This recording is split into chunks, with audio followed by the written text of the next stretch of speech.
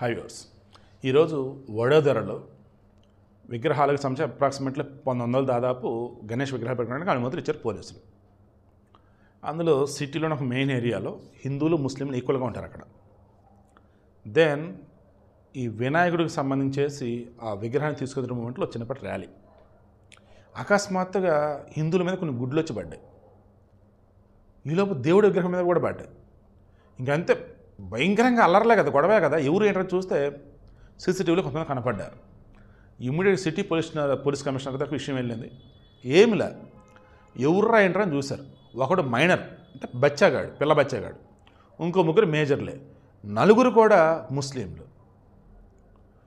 నిజంగా చెప్తున్నా, మన సౌత్లో ఉన్న ముస్లింలు చాలా వరకు హిందూ పండుగలకి చాలా ఫ్రెండ్లీగా ఉంటారు. నార్త్లో మరి ఇంతకు ముందు ఉందా లేదని ఇప్పుడు నాకు అర్థం కావట్లేదు. ఎక్కడ లేనటువంటి వ్యతిరేకత అండి పిల్లల్లో మరీ ముఖ్యంగా ఘోరంగా తయారైపోయారు. ఆ జకీర్ లాంటి జఫనా కొడుకులు ఇచ్చిన దిక్కుమాలిన స్పీచ్లు చూసి, ఆ జిహాదీలు ఇచ్చే దిక్కుమాలినటువంటి సోషల్ మీడియా వీడియోలు చూసి చెడిపోయినట్టున్నారు పిల్లలైతే.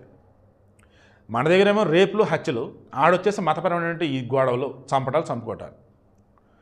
దెన్ ఇంకా వాళ్ళని పట్టుకొచ్చేసి ఏమిలా సింపుల్, ఎక్కడైతే వాళ్ళు ఇది చేశారో అక్కడి నుంచి పట్టుకొని ఎక్కడైతే ఈ స్వామి యొక్క ఉత్సవాన్ని ప్రతిష్ఠించి అక్కడ దాకా తాళ్ళు కట్టేసి ఆల్రెడీ కొట్టే ఉంటారు వాళ్ళని, మొత్తం అలాగే పట్టుకొచ్చారు. ఇంకా స్వామి యొక్క విగ్రహం ముందు కూర్చోటి మోకాల మీద బహిరంగ క్షమాపణలు చెప్పించారు. ఇంకా ఆటోమేటిక్గా తెలిసిందే కదా మన హిందువులు ఏం చేస్తారు, వదిలేండి వాడిని అంటారు. అదే చేశారు. బట్ మరలా గుర్తుంచుకోండి, దేనికైనా ఒక లిమిట్ అనేది ఉంటుంది. అది దాటిన రోజు ఊహ కనదు. So be careful. ఇది భారతదేశం, ఇది అందరిది, వాస్తవానికి హిందువుడిది. బట్ వచ్చారు, మతం మారారు, ఉంటున్నారు, సంతోషం, ఉండండి. ప్రపంచవ్యాప్తంగా కూడా ఒకప్పుడు ఉన్న సనాతనమే, ఇప్పుడు 5 రకాల మతాలు వచ్చాయి. కానీ అక్కడ ఇప్పటికీ బయటపడుతున్న ఆడవాళ్ళు మొత్తం సనాతనానికి సంబంధించినవే. సో అలాంటప్పుడు ప్రపంచమంతా ఏంటి, ఇక్కడైతే ఏంటి, ఉండండి, ఏం పర్లా.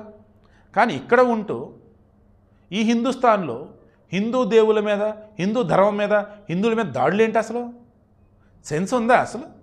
నేను మరలా చెప్తున్నా, ఎస్పెషల్లీ ఈ యూత్ ఉన్నారు కదా, ఈ పిల్లలకి తల్లిదండ్రులు మీరు ఏ మతమైనా కానీ పిల్లలకి నేర్పండి ఇతరులతో ఎలా ఉండాలి, ఇతరులను ఎలా గౌరవించాలి, సమాజంలో బతకాలంటే ఏం చేయాలని.